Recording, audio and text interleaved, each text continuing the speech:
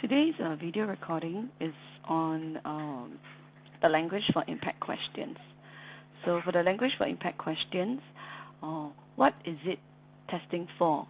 It aims to test the student's appreciation of nuances of language and the writer's choice of words. So what is nuances? Nuance means the slight and subtle differences in shades of meaning.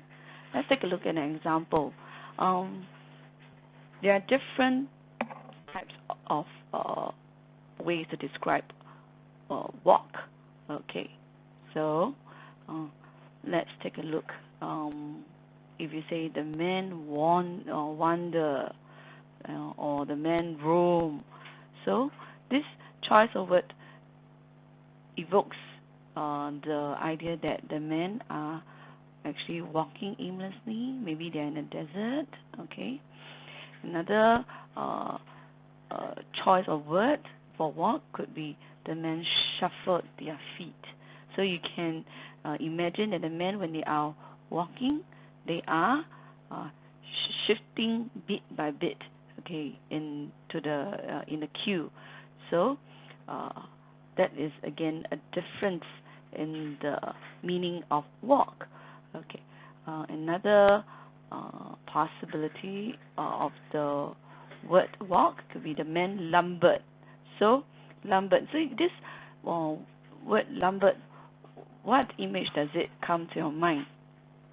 Okay, what's the meaning of lumber? So you can imagine that the men are quite heavy in size, and the way they walk is with a bit of difficulty. Okay, so the choice of word, okay, by the writer, actually it is deliberate and wants to give certain image or meaning, and this is what the language for impact question is testing for.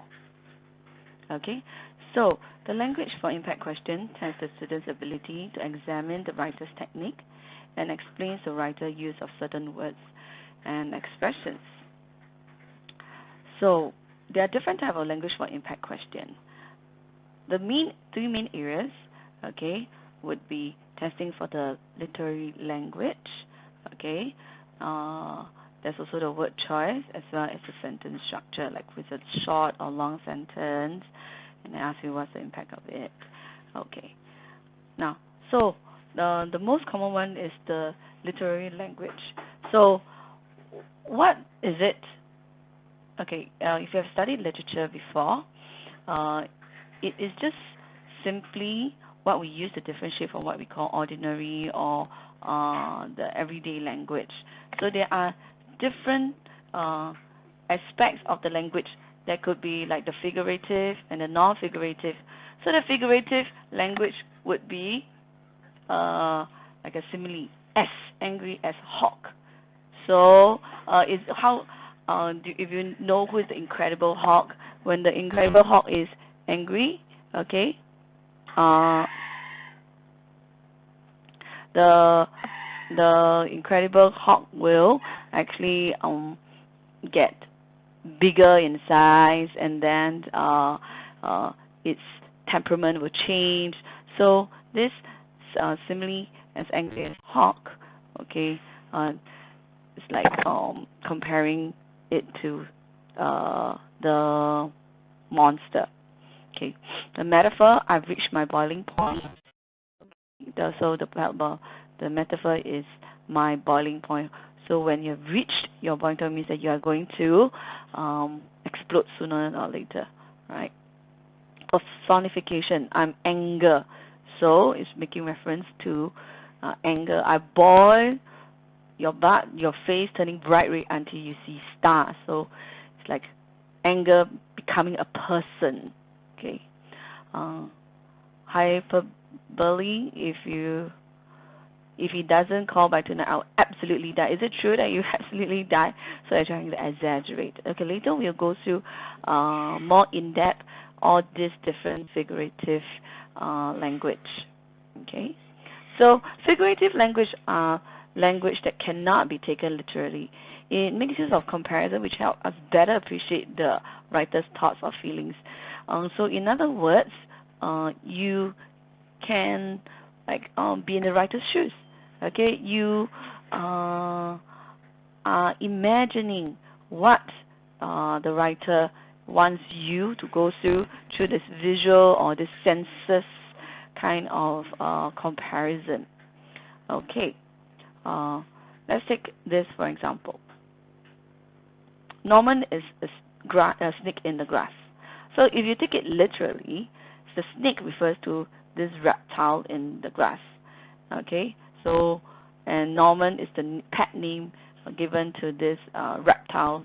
Okay, so this snake is called Norman. But figurative, what does it mean? Norman is a snake in the grass. It means that Norman is like a backstabber. Okay, he is deceitful, treacherous, a sneaky kind of person.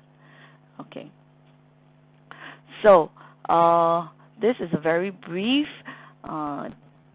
discussion of what language for impact is. Now, please take out the comprehension skills package, okay, and then we'll go through in depth what are the different figurative language aspects. Okay, so do you have the comprehension skills package with you? Okay, good. So let's start. So briefly, just now I've already said, okay, that the language for impact question tests your appreciation for word choice and nuances in language. Okay, you are required to examine and respond to the writer's technique and explain the writer's use of certain words and expressions, phrases, and there are three main areas that will be tested. Okay, literal language, word choice, sentence structure. Most commonly tested one would be the literary language. Okay, so just now I also shared with you already. Okay, literary language is simply what we differentiate, okay, from what we call ordinary everyday language. Okay, so there are two types.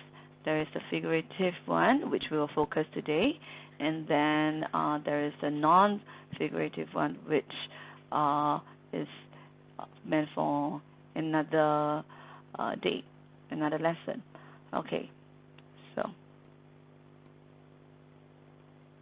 as you can see from this picture, okay, it's great to be back hosting. Don't worry, I'm all bark and no bite.